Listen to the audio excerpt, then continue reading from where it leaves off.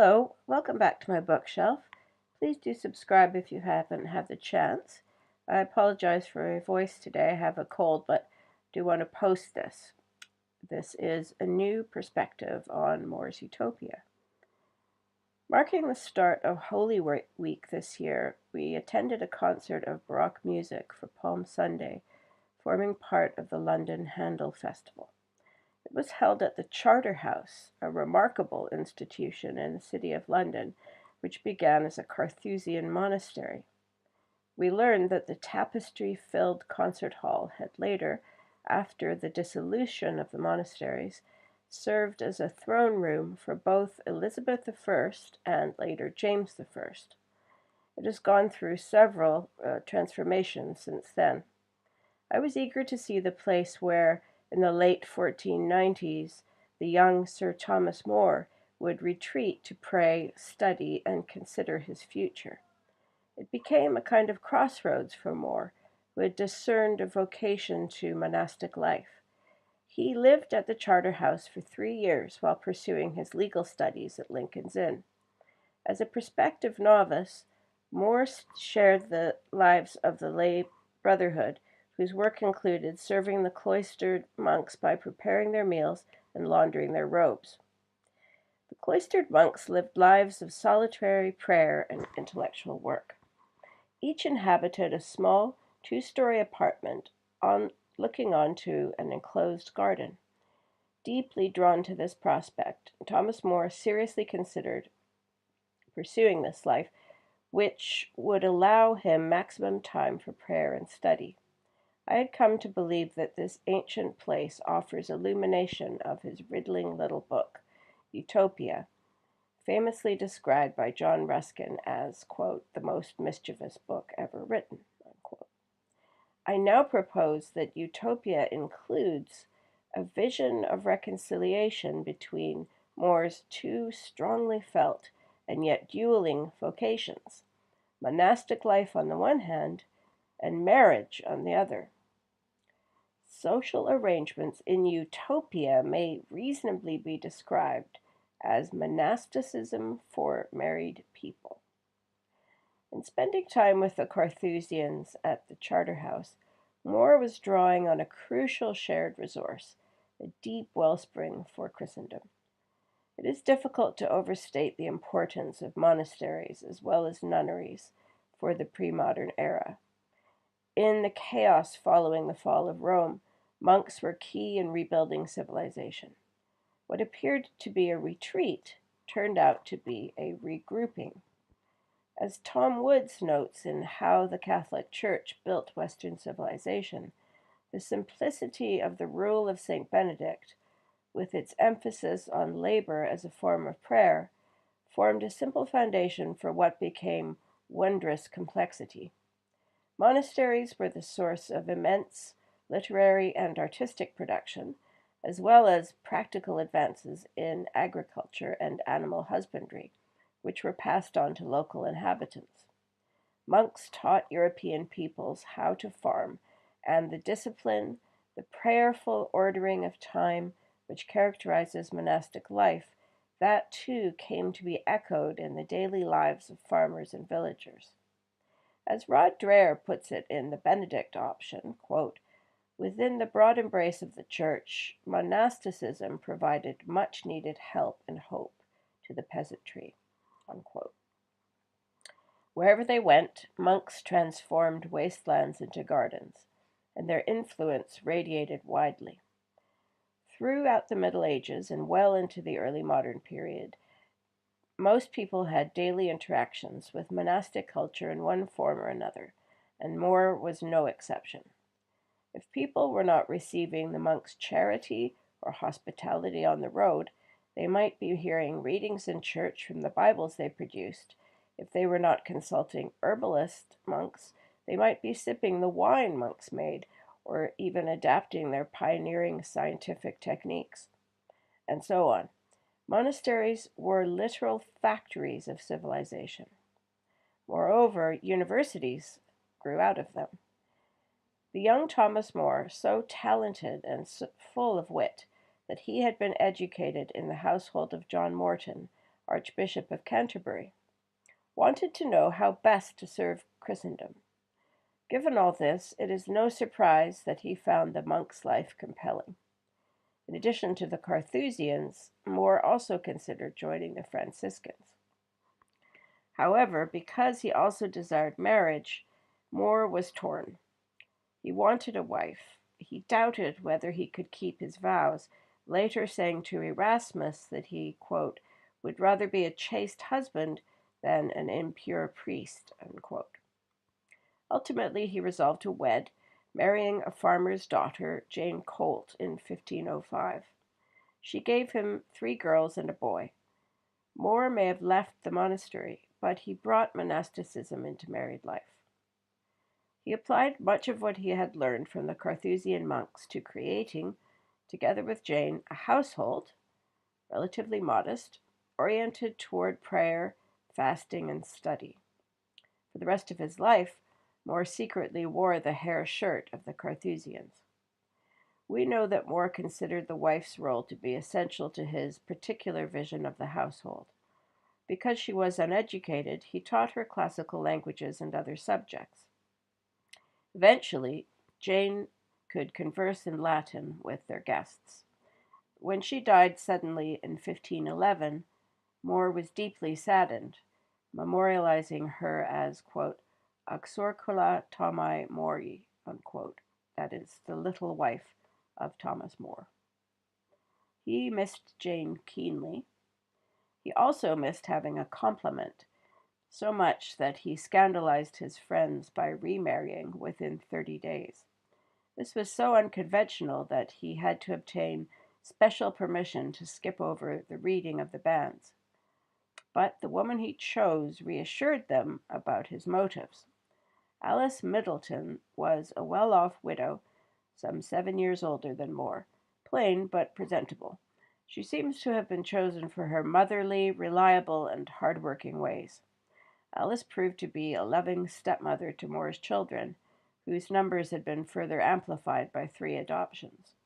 A busy man who worked as a lawyer, MP, diplomat, and ultimately chancellor to the king, More was grateful to his new wife for running his fruitful household and completing his life. Sir Thomas More's specially designed Great House on the river at Chelsea became a little factory of civilization in its own right. Girls as well as boys received a classical education there, and the school welcomed the children of friends as well. In educating women, More was exceptional for his time. His adopted daughter, Margaret, was famous for her mastery of Greek and Latin.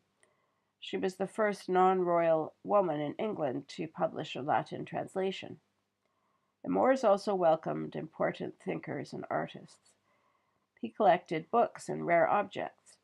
His lifelong friend, Erasmus of Rotterdam, wrote in praise of folly while living with the More family.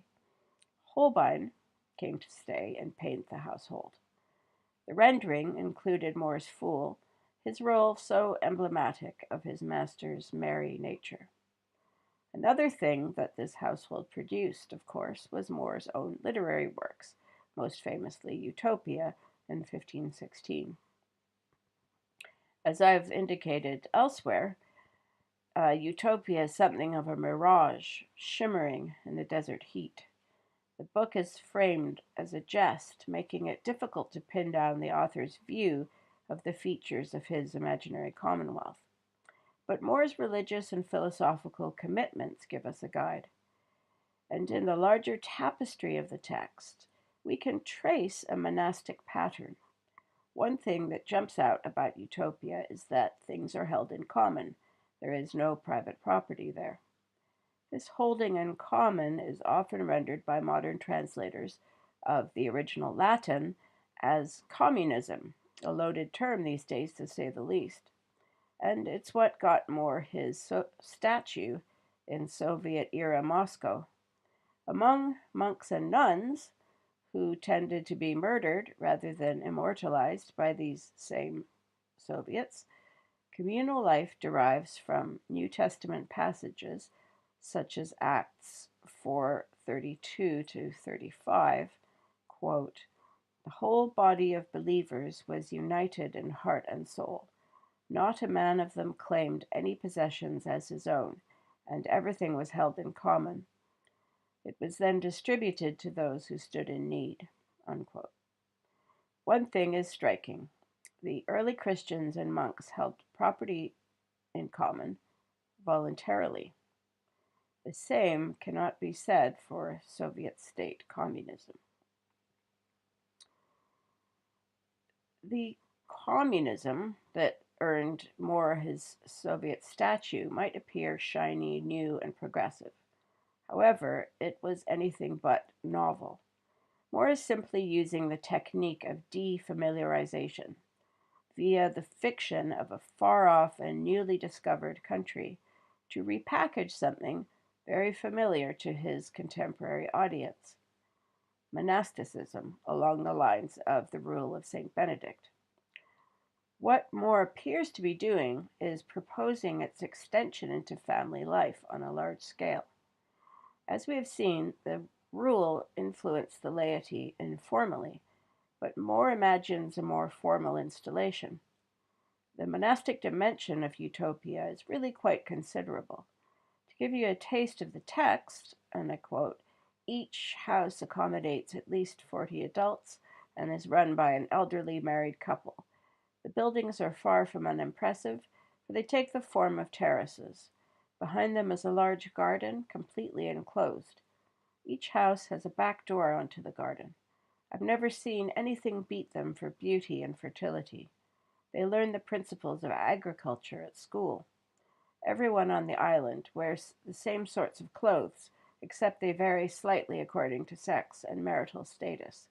The fashion never changes." Unquote. So, in addition to shared property, utopian customs align with monastic life in multiple ways. We find the population housed in large communal houses with enclosed gardens, an emphasis on order, discipline, obedience, and hard work. Utopians wear uniform, unchanging, and egalitarian dress, robes of natural wool and linen to discourage vanity. There is manual labor for all, plus intellectual labor for those who are suited to it. There's chastity, sex is strictly limited to marriage. Communal meals at which improving books are read aloud, a monastery-style high table system, hospitality to travelers, and charity offered to poor foreigners. Time is rigorously structured to encourage productive work. Utopians are represented as being on the verge of embracing Christianity. Prior to Raphael Hythliday's arrival, that's the narrator who claims to have visited Utopia, they had deduced the existence of a loving creator God. From this they have developed, quote, "barring some divine revelation," unquote, a broadly Epicurean system of virtues and vices. Moore would have known that Epicureanism in practice bore some resemblance to monasticism. Epicurus founded a school of philosophy called the Garden. The Garden was proto-monastic inasmuch as it was a commune based on friendship rather than family ties, one which women welcomed women and slaves as members. Epicurus considered pleasure and the good to be identical. However, his concept of pleasure was not hedonistic in the modern sense. Far from encouraging sexual license, for example, Epicurus advocates a celibate and chaste life on the grounds that erotic love produces emotional chaos, among other things. The philosopher discouraged excessive eating and drinking. The absence of pain is a positive pleasure for Epicurus. According to him, the philosopher should value friendship and peace of mind. For these reasons, he should retreat from the world and abjure political life altogether in order to live simply. Epicurean communes sprang up all over Europe and may well have had some overlap with the growth of Christian monasteries in the final years of the Roman Empire. I quote, "Therefore we must establish a school for the Lord's service," wrote St. Benedict in 516 AD. It was to echo and yet transcend these other schools of philosophy. Unlike Epicureans and monastics, however, utopians promote marriage and children for the greater good. Various incentives have been introduced to safeguard it. Adultery and fornication are punished, often severely. Marriage is for life, except in rare cases. Somewhat eccentric efforts are made to stave off disappointment in one's spouse. An earthy policy, Hythloday learns, is that prospective brides and bridegrooms are permitted to survey one another naked so they know what they're signing up to for life. Marriage is a core value in Utopia, as it was for the author. Sir Thomas More took what he had learned at the Charterhouse Monastery and applied it to building a household. Alice played lay monk to More's cloistered one, providing the practical support and love that enabled his great productivity and that of Erasmus and others. His works also bear the monastic stamp. Utopia is a complex work, irreducible to a single interpretation. Yet More's attachment to monasticism does offer us a pathway through that mysterious country called Utopia. More managed to smuggle in monasticism, to re-present it, wrapped up as something new. With Utopia, he envisions a whole society running like many interconnected monasteries. I have spent decades studying so-called utopian communities, also known as intentional communities. As a child, I had first-hand experience of several of them. What's ironic is that they always seem to be reinventing the wheel in this case being the monastery. The closer intentional communities align themselves to this model, the more successful and stable they are. Monasteries have long had much to tell us about our possible life together. In the age of Rod Dreher and the Benedict option, a book which urges us to return to the great wellspring of Western civilization in order to renew our culture, it seems they may be more restorative than ever. Thank you for listening. I hope you enjoyed it, and I look forward to hearing your comments below.